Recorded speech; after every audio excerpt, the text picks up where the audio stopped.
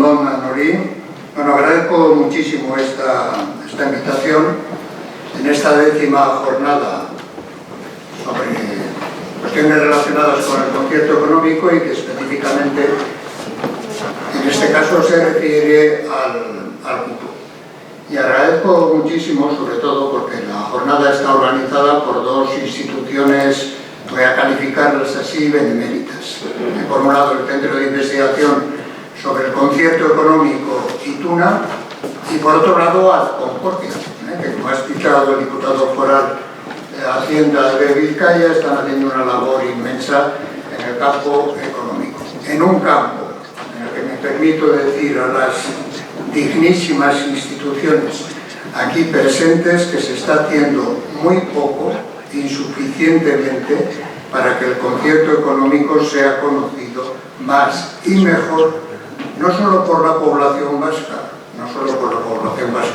sino también por la española.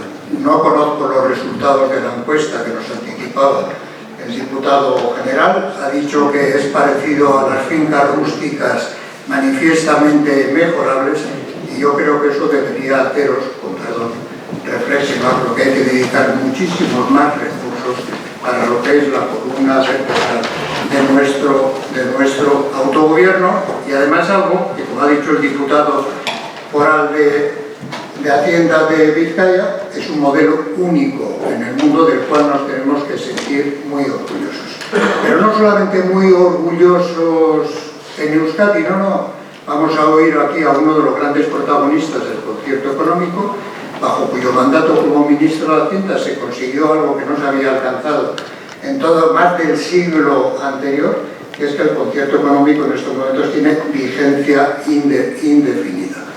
Bueno, el contenido de mi presentación van a ser estos 7 puntos, que como vais a verlos a continuación no me voy a detener, y vamos con el inicio de la negociación del concierto económico. A mí, que ya veis que soy un viejecito, con 37 años me nombran consejero de Economía y Hacienda del primer gobierno vasco tras la dictadura. A Susana Serrano, buena amiga y además fundadora conmigo de lo que se llama la Comunidad del Concierto, junto con otros 4 beneméritos ciudadanos, se le ha olvidado decir que yo también estudié Derecho. Bueno, pues me nombran consejero de Economía y Hacienda con el objetivo trascendental, una tarea titánica, como se dice en el cuadro, de conseguir recuperar los conciertos económicos para Vizcaya y Guipúzcoa, anulados en el año 1937, luego lo comentaremos, y que el concierto de Álava del año 1976 pudiera actualizarse sobre bases nuevas. Me nombran consejero el día 24 de abril de 1980, tomó posesión el 29 de abril de 1980, y el día 7 días después le llamo al entonces ministro de Hacienda, personaje inolvidable, Jaime García Añoveros, catedrático de Derecho Tributario, no se me oye, catedrático de Derecho, a ver si ahora, catedrático de Derecho Tributario y, ahora se me oye, pero eso no está conectado esto. Podéis preguntar, a ver, ¿me habéis conectado el...? ¿Me habéis conectado?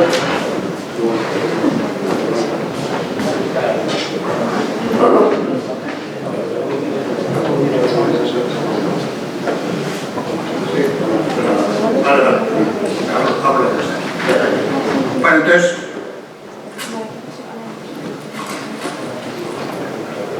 Perdón por las interrupciones técnicas. Descuéntame, Susana, este tipo, que luego no quiero que me eches la bronca como Moredaro. Bueno, decía, le llamo al ministro de Hacienda el 6 de mayo, nos reunimos el 13 de mayo, yo y todo el gobierno vasco, entonces partíamos del cero absoluto, no teníamos ni presupuesto, ni plantilla, ni mesas, ni sillas, nada, y me encuentro en el fastuoso despacho del ministro de Hacienda, que luego don Cristóbal Montoro ha disfrutado durante muchísimos años, ante el ministro de Hacienda, un catedrático de Derecho Financiero y Tributario y un señor que había conseguido un aprobado, y por eso he dicho que estudié Derecho en Hacienda Pública, en tercero de carrera de Derecho que hice por libre, hablar de algo cuyo conocimiento conocimiento para mí era todavía muy poco. Necesité 7 días para enterarme algo del concierto económico, para decirle a aquel ministro de Hacienda, un personaje inolvidable, tanto por su conocimiento, era un gran político, como por su talante personal, que teníamos que comenzar la negociación del concierto económico sobre bases nuevas. Es decir, que todo lo que habían negociado anteriormente con el Consejo General Vasco no valía para nada. Y cuando me preguntó, el ministro de Hacienda se levantó de la silla, lo recuerdo perfectamente, y dice: ¿cómo? Oye, pero si el presidente del Consejo General Vasco era Garaikoetxea y ahora es el Lehendakari, pero ¿cómo que sobre bases nuevas? No, pero mira, ministro, el que tiene que firmar el concierto soy yo. Y a mí no me convence hacerlo con una serie de parches, de cosas que han negociado otros, tengo que asumir la responsabilidad. Bueno, aquello que empezó tan mal, pues bueno, la verdad es que creamos en aquella reunión, que duró 45 minutos, una excelente sintonía personal, un tema clave para desarrollar esta negociación. Bueno, para formar la comisión negociadora no existía ninguna referencia. En el Estatuto de Autonomía se hablaba de la comisión negociadora de transferencias, pero no se decía nada. Entonces lo que tuvimos es, tomamos una referencia histórica de la idea de pacto que nos ha explicado anteriormente Eduardo en su intervención, creamos una comisión bilateral formada por 12 personas, 6 del Estado, 6 de la Comunidad Autónoma Vasca, con el objetivo de destacar, como digo, en el cuadro, la idea de pacto. Y por eso se hace una comisión bilateral, porque esta idea de bilateralidad es absolutamente esencial, es la esencia de la relación con el Estado en el concierto. Los miembros de la Comisión Negociadora Vasca, hubo 3 en representación del Gobierno vasco: el consejero de Economía y Hacienda, el viceconsejero de Administración Tributaria, José Ramón López Larrina, que fue un coloso negociador, el diputado al Congreso, Josu Elorriaga, que le tenemos aquí presente, modestamente se ha puesto. Ponte de pie, Josu, para que te vean estos señores. Y te den un aplauso. Mirad qué joven está todavía.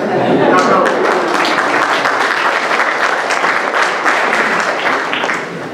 Y luego uno por cada una de las diputaciones forales. Por Vizcaya se le nombró al diputado general, al que luego se le conoció como el León de Vizcaya, José María Macua, con grandísimo conocimiento sobre todo lo que era la historia del concierto, la foralidad, etc. Por Guipúzcoa se nombró al viceconsejero de Administración Territorial, Victoriano Menchaca Torre, y por Álava, otra persona clave.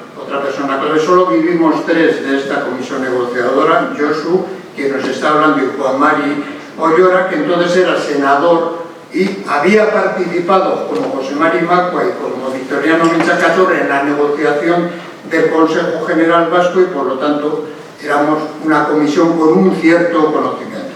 Os quiero aclarar que 4 de estas personas teníamos menos de 40 años, Josu y yo, y también José Ramón López Larrina, 37, Juan Mari Ollora, 32, y por lo tanto aquello fue una negociación muy rara, porque era como si hubiera sido un partido de fútbol jugado entre la selección juvenil de Euskadi contra el Real Madrid.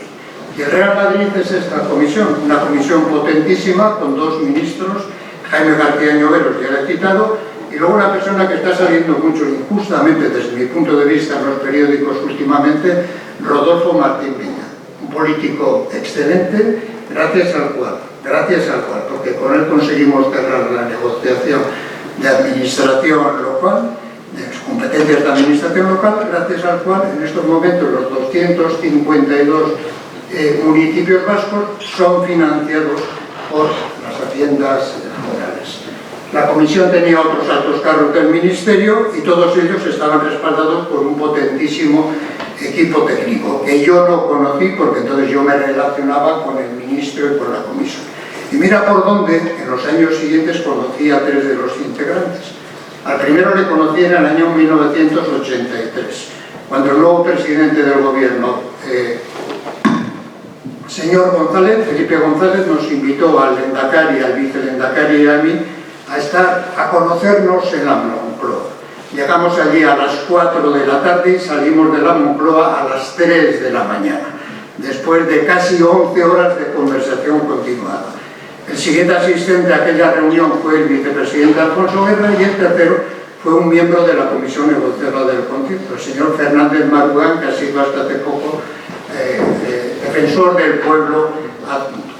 En el año 1993, para mi sorpresa, la señora Ana Botella, me encuentro con ella, me la presentan en una exposición en Barcelona y me dice: oye, por cierto, mi marido te conoce muchísimo. Digo, ¿quién? ¿Tu marido? Entonces era la cabeza del Partido Popular en el año 1993. ¿Quién? José María Aznar. Sí, te conozco muchísimo. Negoció contigo el concierto económico.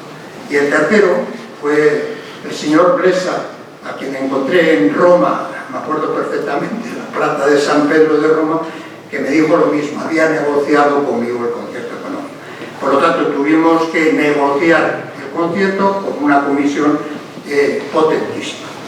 Bueno, comenzó por lo tanto la negociación en junio. Lo primero que nos pasó en la negociación es que el ministro de Hacienda no pudo llegar porque estaba negociando la Ley Orgánica de Financiación de Comunidades Autónomas. Cuando llegó el ministro, yo recibí una llamada telefónica del lehendakari Garaikoetxea diciendo que la delegación vasca tenía que dejar la reunión porque había un desencuentro radical entre el Partido Nacionalista Vasco y UCD en relación con la negociación de esta ley orgánica de la LOFCA. Así empezó la negociación del concierto económico, que terminó, como veis ahí, el 29 de diciembre de 1980 a las 22:30 horas. En aquel momento, cuando ya cerramos todo, después de unas jornadas agotadoras, porque en diciembre nos reunimos 323 horas de negociación, y aquel día, el día anterior, el día 28 de diciembre, habíamos estado reunidos desde las 12 de la mañana hasta las 6:30 de la madrugada del día 29, y ese día 29, desde las 12 del mediodía hasta las 10:30 de la noche, yo recuerdo que me salió la vena de mi carrera brillante militar, porque había llegado a cabo primero en la mili, y le dije al ministro de Hacienda, a tu colega: misión cumplida, ministro. Y él me contestó: oye, Pedro Luis, mira, habéis negociado muy bien y este va a ser el mejor concierto de la historia. Era el 8º concierto de la historia. Aquel día el pacto se cerró, aprobamos el texto del concierto, 2 acuerdos entre el Estado y el País Vasco, y en segundo lugar se decidió, segundo acuerdo, elevar el presente texto adjunto entre el Estado y el País Vasco a las instituciones competentes. Pusimos esa fórmula porque todavía no estaba muy claro quiénes iban a ser las instituciones competentes. El Consejo de Ministros lo aprobó el día 30, el Gobierno vasco se dio por enterado el día 30, me parece que la Diputación de Vizcaya lo aprobó también ese mismo día, la de Vizcaya pocos días, la de Guipúzcoa pocos días después y la de Álava el 7 de enero. Bueno, y esto es lo que firmamos. Firmamos este acta preparada por el ministro de Hacienda, que lleva fecha 29 de diciembre, como podéis ver ahí, de 1980. La firmamos en el Ministerio de Hacienda, en el Salón Carlos III, un salón con una mesa de reuniones de marquetería preciosa, se llama Salón Carlos III, que está adjunto al despacho del ministro de Hacienda. El día 7 de enero, luego en la calle cantamos el Aburjaunak, hubo un Aurrescu, hicimos una calejira y se aprobó este acta que tenía 54 páginas, y el concierto estaba formado por 56 artículos, 7 disposiciones adicionales, 7 transitorias, una derogatoria y 2 finales. Más descontado el tiempo que tengo.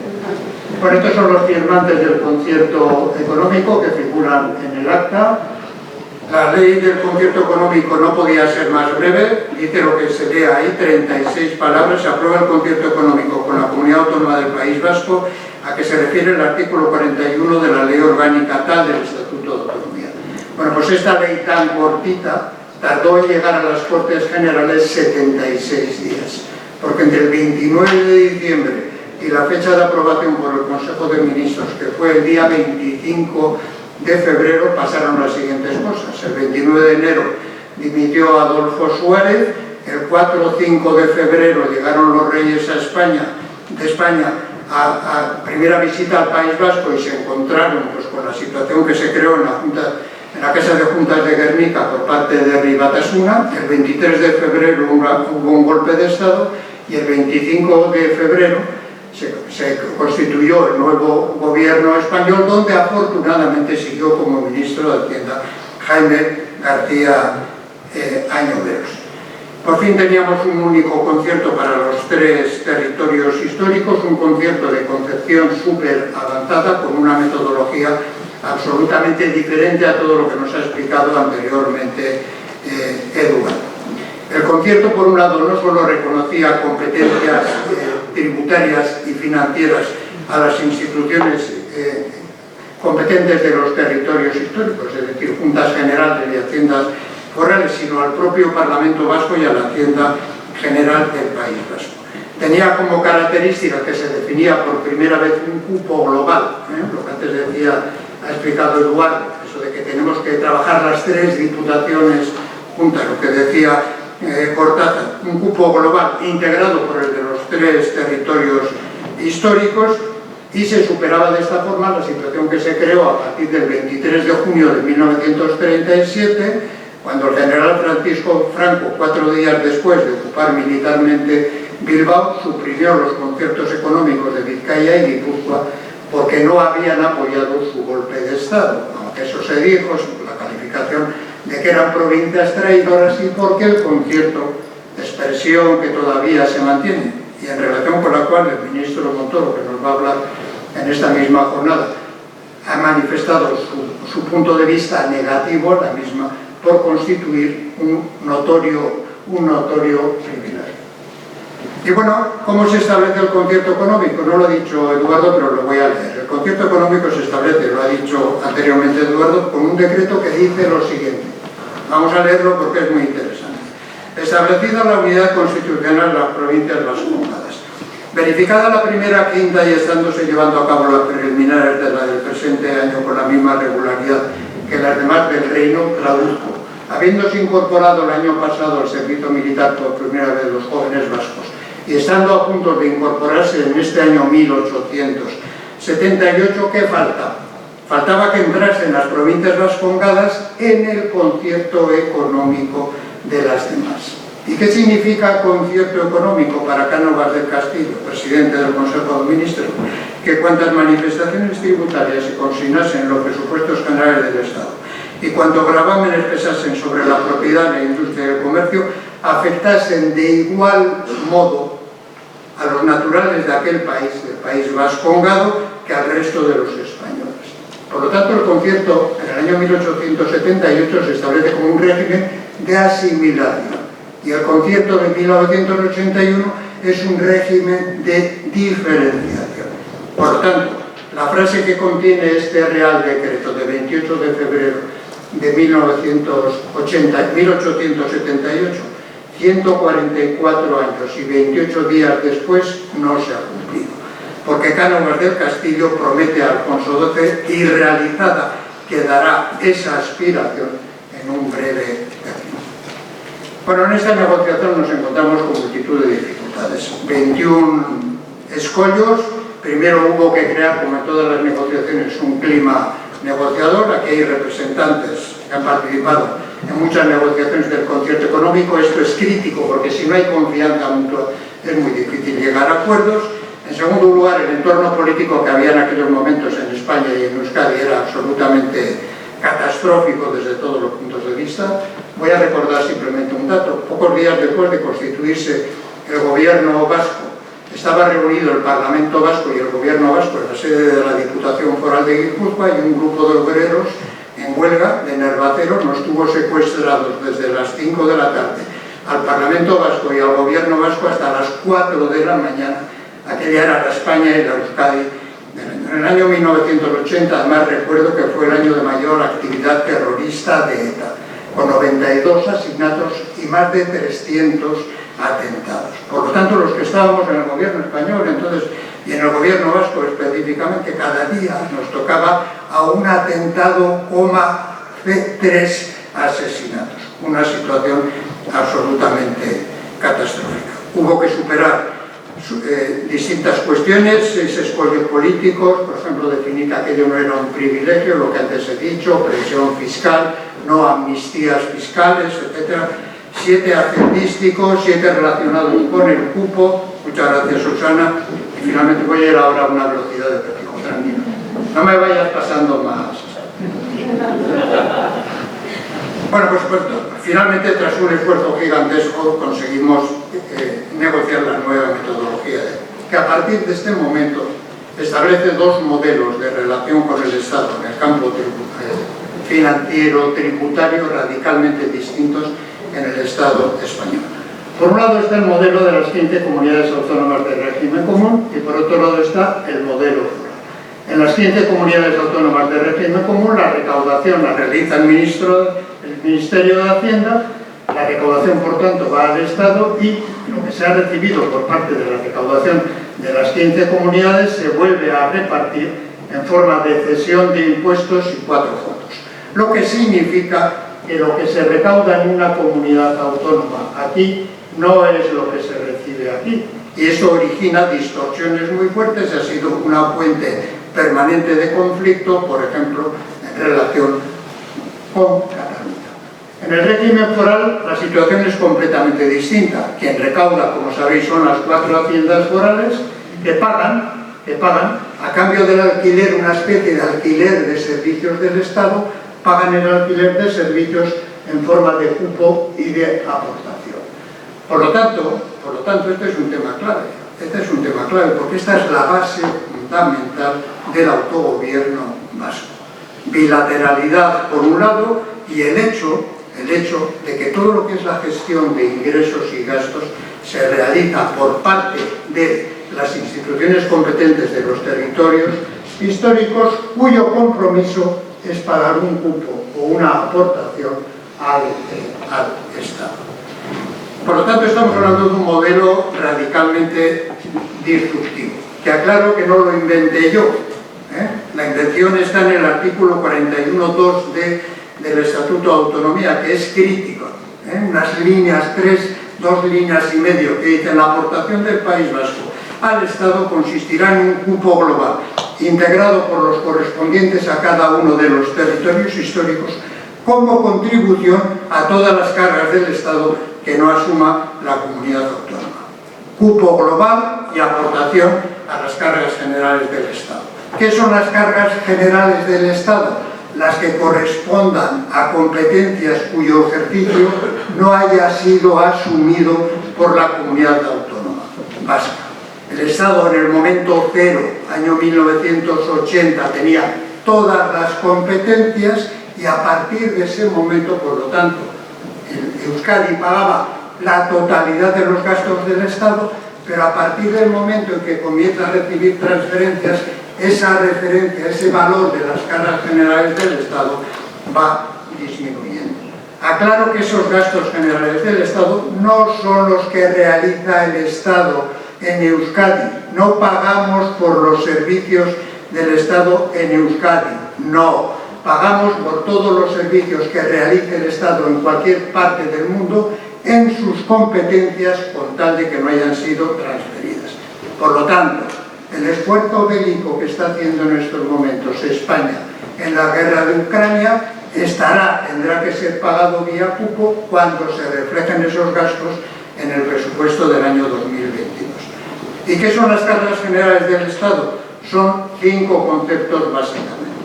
Primero, cantidades asignadas en los presupuestos generales del Estado, a lo que establece el artículo 158.2 como expresión de la solidaridad, que es el Fondo de Compensación Interterritorial. Por lo tanto, nosotros pagamos lo que establece el Estado, el Fondo de Compensación Interterritorial. No, es que ustedes pagan poco por solidaridad. Bueno, si pagamos poco, será porque el Estado establece un Fondo de Compensación Interterritorial pequeño. Porque si fuera grandísimo, tendríamos que pagar un fondo grandísimo. Segundo, transferencia de las subvenciones que haga el Estado a entes públicos, que desarrollen competencias del propio Estado. Si ahora tomáis un avión, por ejemplo, esto para ir a donde sea, a Frankfurt, pagaréis una tasa aeroportuaria. Pagaremos parte de lo que estaba el Estado financiando a AENA, etcétera, etcétera. Tercero, importantísimo, los intereses y cuotas de amortización de todas las deudas del Estado. Importantísimo, ¿por qué? Porque en estos momentos la deuda pública del Estado supera los 1,4 billones de euros. Luego veremos cómo se equilibra esto con el tratamiento del déficit.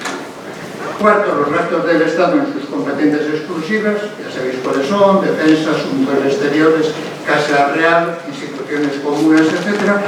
Y finalmente, muy importante, se pagan también todos los gastos del Estado en competencias que, aun siendo de titularidad de la Comunidad Autónoma Vasca, de acuerdo con su estatuto, no hayan sido todavía transferidas. Por ejemplo, las prisiones, la competencia sobre prisiones es una competencia exclusiva de la Comunidad Autónoma Vasca, que a Cataluña le fue reconocida hace más de 20 años. Aquí, como consecuencia de la problemática de ETA, no ha sido transferida hasta el año pasado. Hasta ese momento, a pesar de ser una competencia de Euskadi, ha tenido que ser pagada porque ha sido desarrollada por el Estado. Aplicando el porcentaje de contribución, que ahora analizaremos cómo se negoció, el 6,24%, sobre esa masa de gastos generales del Estado, se obtiene lo que podríamos llamar el cupo bruto, que por cierto en 1980 se le llamó cupo inicial. De ese cupo se deducen una serie de cantidades que ahora voy a comentar, que son las compensaciones, es el cupo líquido que se paga. Pues bien, esta metodología tan rápidamente explicada se mantiene todavía 42 años después. El cupo para 1981, el cupo inicial fue de 116.000 millones de pesetas, 703 millones de euros, que una vez deducidas estas compensaciones se quedaron en 38.596 millones. Tuvimos que superar 7 grandes desafíos que voy a comentar a continuación.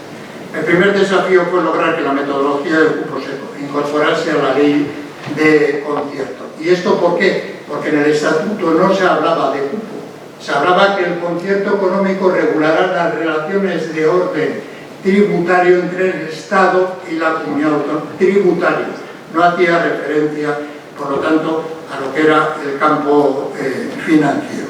En segundo lugar, tuvimos que conseguir que el Estado reconociera que era necesario, al mismo tiempo que negociábamos la ley del concierto, ellos defendían, no, hacemos otra ley distinta, la ley de cupo, no, oye, es que si nos está costando meses y meses de negociación, negociar el concierto, en septiembre del año 1980 ha sido aprobada la LOFCA, por lo tanto, Vizcaya y Guipúzcoa están sometidas a la LOFCA mientras no se apruebe el concierto y tenemos que definir cuándo es el cupo.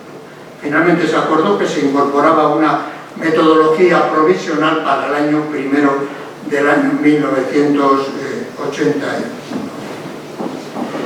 Y la última tentación que tuvimos que superar es que, como el Estatuto de Autonomía Vasco, en su disposición transitoria octava, decía que el primer concierto que se negociara tras el Estatuto se inspirará en el contenido material del concierto de Álava, ese se inspirará para el Estado, en algún momento fue, oiga, no, copiamos el concierto de Álava y hemos terminado, añadimos Vizcaya y Guipúzcoa y se ha terminado. No, porque la metodología que incorpora el concierto de Álava es radicalmente distinta a la del Estatuto y tenemos que negociar un concierto nuevo. El tercer desafío que tuvimos que superar es, oye, ¿cómo definimos lo que son las cargas generales del Estado? Miquel Aramburu, que ha negociado el convenio navarro, recordaba en una entrevista que le leí hace 4 o 5 años que cuando ellos se tuvieron que emprender con la negociación tuvisteis que repasar 8.000 partidas presupuestarias para poder determinar cuáles eran las cargas generales del Estado. ¿Y esto qué significa? Pues es muy sencillo. Por ejemplo, artículo 10 del Estatuto de Autonomía, competencia de agricultura y ganadería.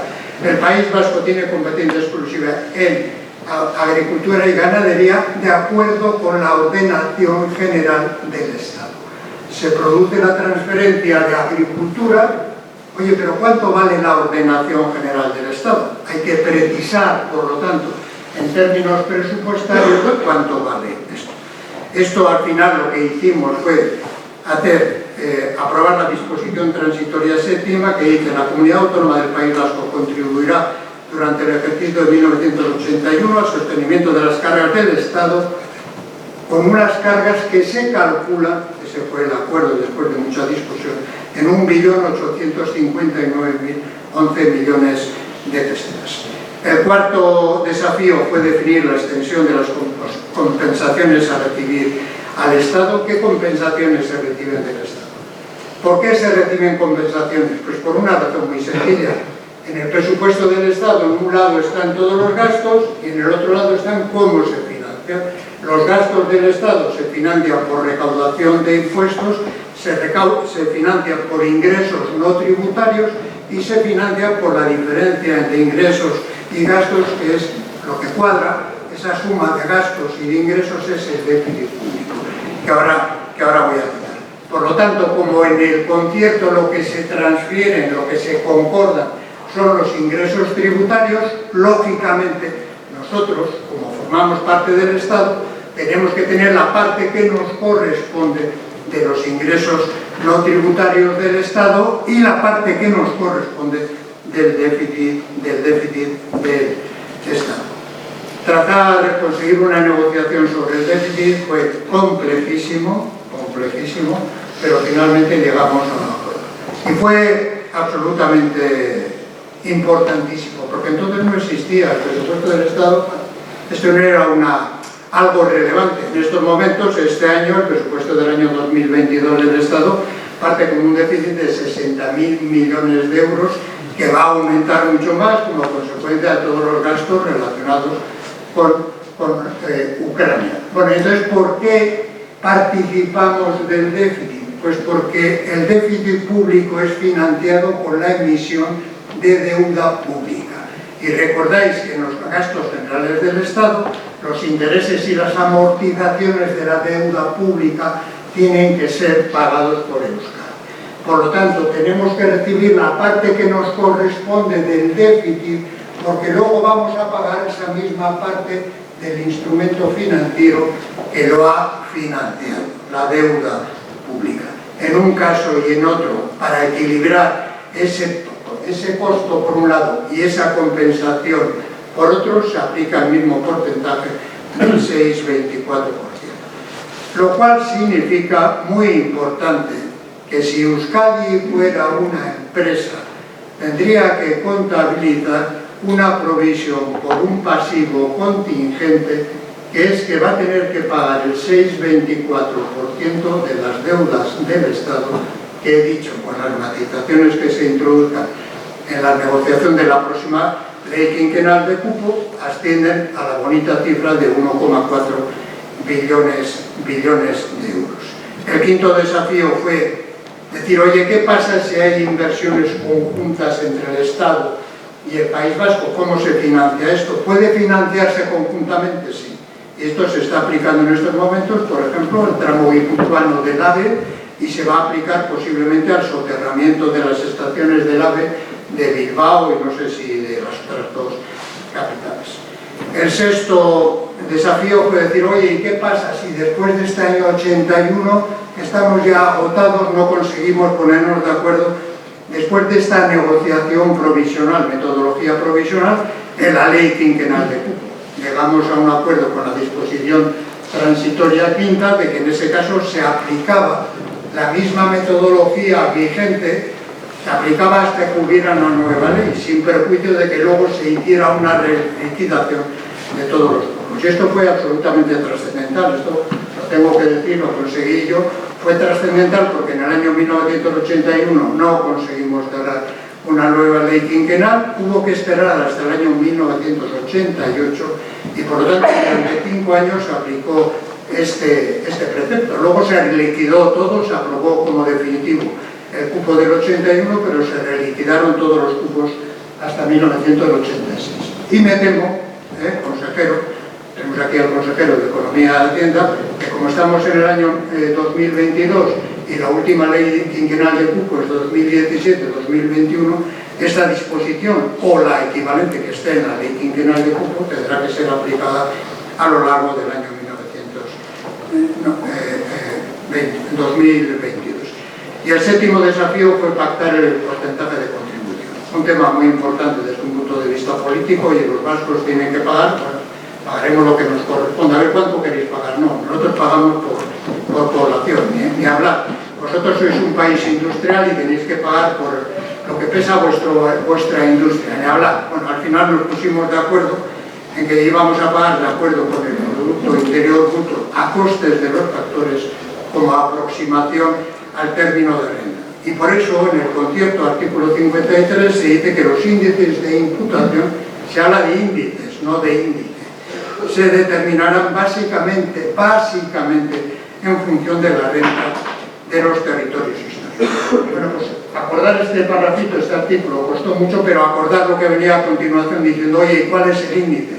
Costó todavía más. Esa patata caliente nos la dejaron al final a los dos presidentes, a los dos copresidentes de la comisión negociadora. Por vía técnica, lo más que se pudo llegar es que el Estado nos propuso un porcentaje del 6,78543 con 5 decimales. Nosotros dijimos que no podíamos pasar del 6% y nos lo pasaron al señor García Lloveros, y a quien nos está hablando. Y bueno, tras mucho discutir, mucho hablar, y no voy a dar todos los detalles de aquella negociación, nos pusimos de acuerdo sobre la base de que los datos estadísticos que había en aquel momento eran malísimos. España era un país tercermundista, Euskadi lo mismo, la estadística no existía. Entonces empezar a calcular cuánto pesaba el PIB vasco a coste de los factores, no a precios de mercado, no, a coste de los factores sobre el español, era impensable. También acordamos que el valor de la economía sumergida, situación que se mantiene en estos momentos, era más baja en el País Vasco que en el resto del Estado. Acordamos también que, como la economía vasca se estaba derrumbando, aquel año tuvimos una caída del PIB, en el año 1980, casi el 11% de caída del PIB, no podía reflejar datos del año 77 la situación. Acordamos, por lo tanto, que tendríamos que fijar un porcentaje para el año 1981 y aceptamos que la próxima ley de cupo ese porcentaje se precisaría. Nos encontramos el 28 de diciembre, en un día que estuvimos 18 horas y media reunidos, negociando el ministro de Hacienda, estoy yo con esta patata caliente, él bajó sus pretensiones al 6,50%, yo me planteé en el 6%, dividimos por la mitad, salía el 6,25%, ya porque nos habían dicho nuestros dos jefes que teníamos que terminar el concierto antes del 31 de diciembre, lo habían pactado el presidente Suárez y el lehendakari Garaikoetxea, estábamos agotados, termino ya. Y finalmente le dije al ministro, si vosotros decís 6,74 y nosotros estamos diciendo 6, la mitad es 6,25. ¿Por qué no lo dejamos en el 6,24? Ya está. Hacemos un ajuste de 50 puntos básicos y esto se explica. Bueno, pues es buena idea. Además, así, mira, es buena imagen porque esto parece un cálculo y no que hemos partido las diferencias. Efectivamente, con ese argumento tan peregrino, pero bueno, que es típico de las negociaciones. Estos señores tienen mucha experiencia en negociaciones. Es que al final tienes que llegar a un acuerdo. Tienes que llegar a un acuerdo porque el tiempo se va. Logramos, dejamos el 6,24% que para mi sorpresa ha aguantado ya 42 años en ese día. En la memoria quedó claro, se mandó una memoria acompañando a esta microley del concierto de casi 300 páginas, quedó claro que se había hecho un ajuste de 50 puntos básicos que sería corregido cuando fuera necesario.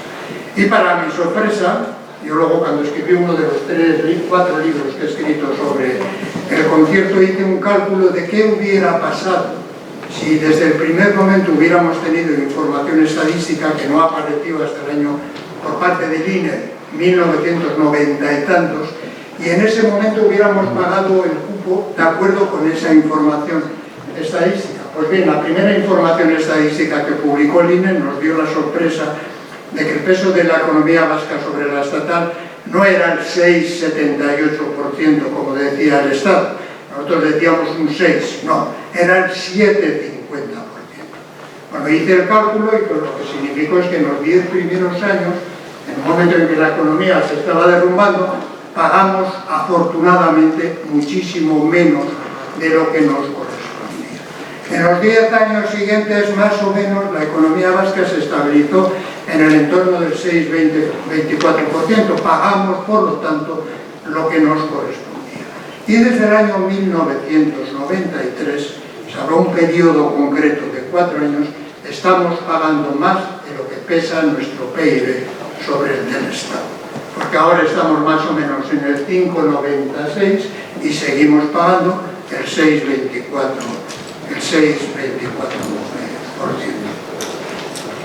Bueno, para mí esto tengo que decir que fue haber alcanzado ese pacto, digamos, del 6,24 fue una satisfacción personal, pero hay una llamativa curiosidad que si cogéis la ley del concierto del año 1981, el 6,24 no aparece por ninguna parte, no aparece. Aparece en la memoria, pero no aparece. Hubo que esperar hasta el año 1988 para que figurase en una ley quinquenal. ¿Y qué aparecía en la memoria? Aparecía el llamado cupo inicial, 116.000 millones, aparecían las compensaciones, 78.383, pero lo que no aparecía tampoco es cuánto había que pagar. O sea, no aparecía ni el 6,24 ni lo que había que pagar. Y eso había que sacarlo por diferencia, que es lo que he hecho aquí, son los 38.596 millones, 231 millones de euros, y esta es la distribución por territorios históricos, que si os fijáis, tiene una situación llamativa porque en aquel momento Álava solamente pesaba el 12,3% de la economía vasca, Vizcaya ahora pesa el 16 algo, me parece, de acuerdo con la ley de aportaciones, Guipúzcoa ahora pesa el 33, entonces pesaba un poquito menos, y Vizcaya ha perdido peso como consecuencia de todo lo que es la reconversión industrial. Bueno, esta es la historia resumida de la negociación del concierto de 1981, pero si tenéis aquí un libro gratuito de 500 y pico páginas donde esto está explicado de pe a pa, de derecha a izquierda. Os lo podéis descargar en la web de Concordia, con esta web que creamos precisamente para estas obras de divulgación del concierto el concierto económico. No estoy haciendo publicidad porque insisto que es gratuita. Y termino ya. Estas 4 obras, voy a leerlo, están dedicadas a todas las personas, parte de las cuales están aquí reunidas, con mi máxima admiración, respeto y agradecimiento a quienes con su interés, su trabajo y sus ideas han contribuido a que el concierto económico sea hoy una realidad brillante y viva después de más de 144 años de fecunda vida. Por lo tanto, a todas esas personas a lo largo de la historia, a las que estáis hoy aquí y a todos vosotros, os dedico también esta. Nada más.